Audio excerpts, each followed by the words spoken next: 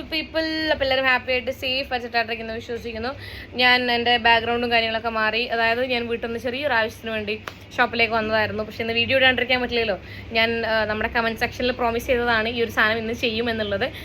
ബാക്കത്തെ background കണ്ടിട്ട് ഏതെങ്കിലും എന്തെങ്കിലും പറഞ്ഞിട്ട് മൂക്കാണ് അടിച്ചു വിളിക്കും. മൂക്ക്. ആക്ച്വലി ഞാൻ അനിയേട്ടൻ്റെ ഷോപ്പിലാണ് ഇപ്പം ഇരുന്നിട്ടുള്ളത്, നമ്മുടെ വർണ്ണത്തിൽ. Okay, back to the point. എന്നോട് കുറേ പേര് ചോദിച്ചിട്ടുണ്ടായിരുന്നു എന്തുകൊണ്ട് ചേച്ചി സിബിൻ ചേട്ടൻ്റെ വൈഫ് പറഞ്ഞ കാര്യങ്ങളെക്കുറിച്ച് സംസാരിച്ചില്ല, അങ്ങനെ ഇങ്ങനെയുള്ള. ശരിയാണ്, ഞാൻ ഓൾറെഡി ആ ഒരു സാധനം ഇൻസ്റ്റഗ്രാമിൽ ഈ സിബിൻ ചേട്ടൻ്റെ വൈഫിൻ്റെ വീഡിയോ കണ്ട സമയത്ത് ഞാൻ ഷെയർ ചെയ്ത് ചോദിച്ചതായിരുന്നു എന്താണ് പ്രശ്നം, എന്താണ് സംഭവം എന്നുള്ളത്. അപ്പോൾ സിബിൻ ചേട്ടൻ പറഞ്ഞത് എന്താ വെച്ചാൽ 2015-16 എങ്ങാനാണ് ഇവർ ഡിവോഴ്സിൻ്റെ കേസ് സിബിൻ ചേട്ടൻ തന്നെ ഫയൽ ചെയ്യുന്നത്, അങ്ങനെ എന്തോ ആണെന്ന് തോന്നുന്നു. കറക്റ്റായിട്ട് ഇയറിൻ്റെ കാര്യം എനിക്കറിയില്ല. അങ്ങനെ ഒരു സാധനം പറഞ്ഞു. And then I thought okay, അപ്പം ആ സമയത്ത് ഇതൊരു വലിയ വിഷയമായിരുന്നില്ല.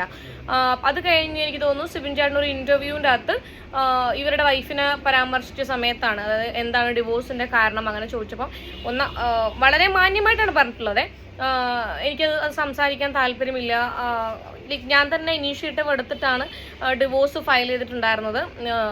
അപ്പം ഇവർ പറഞ്ഞൊരു റീസൺ എന്താ വെച്ചിട്ടുണ്ടെന്നുണ്ടെങ്കിൽ, ഈ പറയുന്ന സിബിൻ ചേട്ടൻ്റെ വൈഫ് ആ ചേച്ചിക്ക് വേറെ റിലേഷൻ ഉണ്ടായിരുന്നു, ദാറ്റ്സ് വൈ ആളുടെ ഇഷ്ടം എന്നുള്ള രീതിയിൽ ഞാൻ വിട്ടതാണ് എന്നുള്ളൊരു ഒരു അലിഗേഷൻ നടത്തി. അലിഗേഷൻ തന്നെ പറയാൻ പറ്റുമെന്ന് എനിക്കറിയില്ല, അങ്ങനെ ഒരു സാധനം പറഞ്ഞു. അപ്പം അത് ഭയങ്കരമായിട്ട് പിന്നെ സ്വാഭാവികമായിട്ടും സിബിൻ ചേട്ടൻ്റെ വൈഫിന് ട്രിഗർ ആവുകയും അവർ ഒരു വീഡിയോ അപ്ലോഡ് ചെയ്തിട്ടുണ്ട് വിത്ത് പ്രൂഫ്. അതേ സമയത്ത് എനിക്ക് തോന്നുന്നു സിബിൻ ചേട്ടൻ ഒരു ചാനലിൽ അയച്ചു കൊടുത്തിട്ടുണ്ടായിരുന്നു കുട്ടിക്കും കുട്ടിയുടെ അമ്മയ്ക്കും. സിബിൻ ചേട്ടൻ്റെ ഒരു മോനുണ്ട്, സുഖമില്ലാതെ ഓട്ടിസം ആണെന്ന് തോന്നുന്നു. പിന്നെ അപ്പം കുട്ടിക്കുമുള്ള ചിലവിൻ്റെ പൈസ 25,000 റുപ്പീസൊക്കെ അയച്ചു കൊടുക്കാറുണ്ട് എന്നുള്ളതിൻ്റെയൊക്കെ സ്ക്രീൻഷോട്ടും കാര്യങ്ങളൊക്കെ ഒരു ചാനലിൽ കൈമാറിയിട്ടുണ്ട്. അതൊക്കെ ഈ ചേച്ചിന് ഭയങ്കരമായിട്ട് ഇൻസൾട്ടഡ് ആയിട്ട് ഫീൽ ചെയ്തു. സ്വാഭാവികമാണ്. അത് കഴിഞ്ഞിട്ട് ഈ ചേച്ചി വന്ന് പറയുന്നുണ്ട്, പിന്നെ ഞാൻ ശരിയാണ് സിബിൻ ചേട്ടൻ പറഞ്ഞത്, അത് ഒരു കാര്യം വളരെ സത്യമാണ്. പിന്നെ ഡിവോഴ്സ് ഫയൽ ചെയ്ത സിബിൻ ചേട്ടൻ തന്നെയാണ്, പക്ഷേ റീസൺ അതായിരുന്നില്ല. റീസൺ എന്താ വെച്ചിട്ടുണ്ടെന്നുണ്ടെങ്കിൽ ഈ ചേച്ചി ഉണ്ടാവുമ്പോൾ തന്നെ സിബിൻ ചേട്ടൻ ഒരു ലിവ് ഇൻ റിലേഷൻഷിപ്പിലായിരുന്നു ഒരു മോഡൽ പെൺകുട്ടിയുമായിട്ട്. ആവശ്യം വന്നാൽ ആ മോഡൽ പെൺകുട്ടിയുടെ പേര് വരെ വെളിപ്പെടുത്താൻ ആ ചേച്ചി റെഡിയാണെന്നാണ് പറഞ്ഞിട്ടുള്ളത്. ലിവിങ് റിലേഷൻഷിപ്പിലായിരുന്നു. പിന്നെ അത് അങ്ങോട്ടും ഇങ്ങോട്ടും പ്രശ്നങ്ങളും കാര്യങ്ങളൊക്കെ സ്വാഭാവികമാണ്. നമ്മുടെ ഹസ്ബൻഡ് അല്ലെങ്കിൽ നമ്മുടെ പാർട്ട്ണർ വേറൊരാളുമായിട്ട് നമ്മളുള്ള സമയത്ത് തന്നെ ലിവിങ് റിലേഷൻഷിപ്പിലാവുക അല്ലെങ്കിൽ പ്രണയത്തിലാവുക ഇഷ്ടത്തിലാവുക എന്നൊക്കെ പറയുന്നത് നമുക്കൊരിക്കലും ആക്സെപ്റ്റ് ചെയ്യാൻ പറ്റാത്ത ഒരു കാര്യമാണ്. അതിൽ തെറ്റ് അങ്ങനെ ആണെങ്കിൽ ഇത് രണ്ടുപേരും അങ്ങോട്ടും ഇങ്ങോട്ടും ഓരോ അലിഗേഷൻസ് പറയുന്നു എന്ന് മാത്രമാണ്, ഇതിൻ്റെ കാര്യങ്ങൾ നമുക്കറിയില്ല. പക്ഷേ തെളിവുകൾ നിരത്തുന്ന പക്ഷം നമുക്ക് ആരുടെ ഭാഗത്താണോ ശരിയെന്ന് മനസ്സിലാക്കാൻ പറ്റും. അപ്പം ഇവർ പറയുന്നുണ്ട് അങ്ങനെയാണ് എന്നെ സിബിൻ ചേട്ടൻ തന്നെയാണ് ബാംഗ്ലൂർ വീട്ടിൽ കൊണ്ടുവിടുന്നത്. അത് സെപ്പറേഷന് വേണ്ടിയിട്ടായിരുന്നില്ല, അമ്മയുടെ ഓപ്പറേഷൻ കാര്യങ്ങൾക്ക് വേണ്ടിയിട്ടായിരുന്നു കൊണ്ടുവിട്ടത്. പിന്നെ എന്നെ വന്ന് വിളിക്കാത്തത് കൊണ്ട് ഞാൻ ഫോൺ ചെയ്ത് എന്താ വിളിക്കാത്തത്, എന്താ എന്നെ കൂട്ടാൻ വരാത്തതെന്നൊക്കെ ചോദിച്ചിട്ട് അതിൻ്റെ ഒക്കെ സ്ക്രീൻ റെക്കോർഡും കാര്യങ്ങളൊക്കെ ചേച്ചി ആ ഒരു സാധനത്തിൻ്റെ അത് വെക്കുന്നുണ്ട്. നിങ്ങൾക്ക് യൂട്യൂബിൽ സെർച്ച് ചെയ്ത് കഴിഞ്ഞാൽ സിബിൻസ് വൈഫ് റിയാക്ഷൻ അങ്ങനെ എന്തെങ്കിലും സെർച്ച് ചെയ്ത് കഴിഞ്ഞാൽ കിട്ടും. പിന്നെ പറയുന്നുണ്ട് മോൻ എൻ്റെ ചെലവിന് വേണ്ടിയിട്ടല്ല ആൾ 25,000 റുപ്പീസ് അയച്ചത്, എൻ്റെ മകൻ്റെ ചെലവിന് വേണ്ടിയിട്ടാണ്. അതായത് മകന് സുഖമില്ലാത്തത് കൊണ്ട് തന്നെ അത് നമ്മൾ ഈ ഓട്ടിസം ഉള്ള കുട്ടികളുടെ ആ ഒരു സെൻറ്റർ കാര്യങ്ങൾ വിസിറ്റ് ചെയ്ത് കഴിഞ്ഞാൽ അല്ലെങ്കിൽ അവരുടെ എന്താ പറയുക ഇതിന് കൺസൾട്ടേഷനും കാര്യങ്ങളും ട്രീറ്റ്മെൻറ്റിൻ്റെ ഒക്കെ അറിയുന്നവർക്കറിയാം എത്രത്തോളം ചിലവുകൾ അതിന് വരുമെന്നുള്ളത്. നല്ല ചിലവാണ്. അപ്പം അതിൻ്റെ പ്രൈസും കാര്യങ്ങളൊക്കെയാണ് അത് അയച്ചു കൊടുത്തിട്ടുള്ളത്. അതൊരു അച്ഛൻ്റെ കടമയാണ്. ഉണ്ടാക്കിയാൽ മാത്രം പോരല്ലോ, ശരിയാണ്, അതൊരു അച്ഛൻ്റെ കടമയാണ്, അത് ചെയ്ത് തന്നെ വേണം.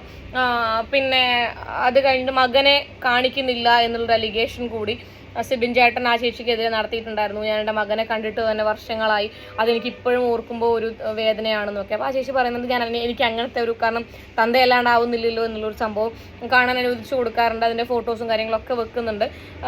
പിന്നെ നമുക്കിത് എല്ലാം ഓക്കെ ആയിട്ട് ബാക്ക് ടു നോർമൽ ആവാം, എല്ലാം മറന്നിട്ട് നീ ഒരു ജോലിക്ക് പോകണം എന്നൊക്കെ പറഞ്ഞിട്ടാണ് ബാംഗ്ലൂർ കൊണ്ടുവിട്ടത്. ഞാൻ ജോലിക്ക് പോയി എല്ലാം പഴയതുപോലെ ആക്കാമെന്നൊക്കെ പറഞ്ഞു.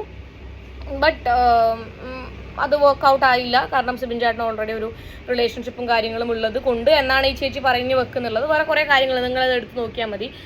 അപ്പം ഇത് ശരിയാണ് എന്നുണ്ടെങ്കിൽ, ഈ ചേച്ചി പറയുന്നത് ശരിയാണ് എന്നുണ്ടെങ്കിൽ പബ്ലിക്കായിട്ടുള്ള, പിന്നെ ഇതും കൂടി പറയുന്നുണ്ട്, ഇതിന് മുന്നേ ഒരു ഇൻ്റർവ്യൂവിൽ ഈ ചേച്ചിൻ്റെ പേര് സിബിൻ ചേട്ടൻ പരാമർശിച്ചപ്പോൾ ആ വീഡിയോൻ്റെ താഴത്ത് പോയിട്ട് ഇവർ വളരെ കൃത്യമായിട്ടൊരു കമൻറ്റ് ഇട്ടിട്ടുണ്ടായിരുന്നു. അതാരും ശ്രദ്ധിച്ചില്ല ആ സമയത്ത്, സ്വാഭാവികമാണ്. ഇതിപ്പം ഇത്രയും ലൈം ലൈറ്റിൽ വന്ന് നിൽക്കുന്ന സമയത്ത് ആ ഒരു പേര് വരുമ്പം ഈ ചേച്ചിക്ക് ഒരു റീസൺ വളരെ വളരെ ക്ലിയർ ആണ്. കാരണം ഈ കുട്ടി വളർന്ന് വലുതാവുന്ന സമയത്ത് അച്ഛൻ ഉണ്ടാകുമ്പോൾ തന്നെ അമ്മയ്ക്ക് വേറൊരു റിലേഷൻഷിപ്പ് ഉണ്ടായിരുന്നു. ആ ഒരു സാധനം വരുന്ന സമയത്ത് അത് ആ കുട്ടീൻ്റെ ഫ്യൂച്ചറിനെ ബാധിക്കും എന്നുള്ളത് കൊണ്ടാണ് ഇപ്പം ഓപ്പൺ അപ്പ് ആവുന്നത്, വന്ന് പറയുന്നത് ഇന്ന റീസൺ കൊണ്ടാണ് ഞാൻ സിബിനെ വേണ്ട എന്ന് വെച്ചത് എന്നുള്ളൊരു സാധനം ആ ചേച്ചി പറയുന്നത്. It's very good, very good. അങ്ങനെ വന്ന് പറഞ്ഞിട്ടുണ്ടെന്നുണ്ടെങ്കിൽ അത് വെരി ഗുഡ്. മുഖം കാണിച്ചിട്ട് തന്നെയാണ് ആ ചേച്ചി പറയുന്നത്, വിത്ത് എവിഡൻസ് ആണ് പറയുന്നത്. ഇനി നമുക്ക് സിബിൻ ചേട്ടൻ്റെ സൈഡ്, സിബിൻ ചേട്ടൻ പറയുമോ നോക്കാം. ഏത് മോഡൽ അങ്ങനെ അങ്ങനെ ഇപ്പം എന്നെ കുറിച്ചിട്ടാണ് പറയുന്നുണ്ടെങ്കിൽ ഒന്നാ വന്ന് പറയും ഏത് മോഡലാന്ന് പറ. ഞാൻ അങ്ങനെ തന്നെ പറയുവേ.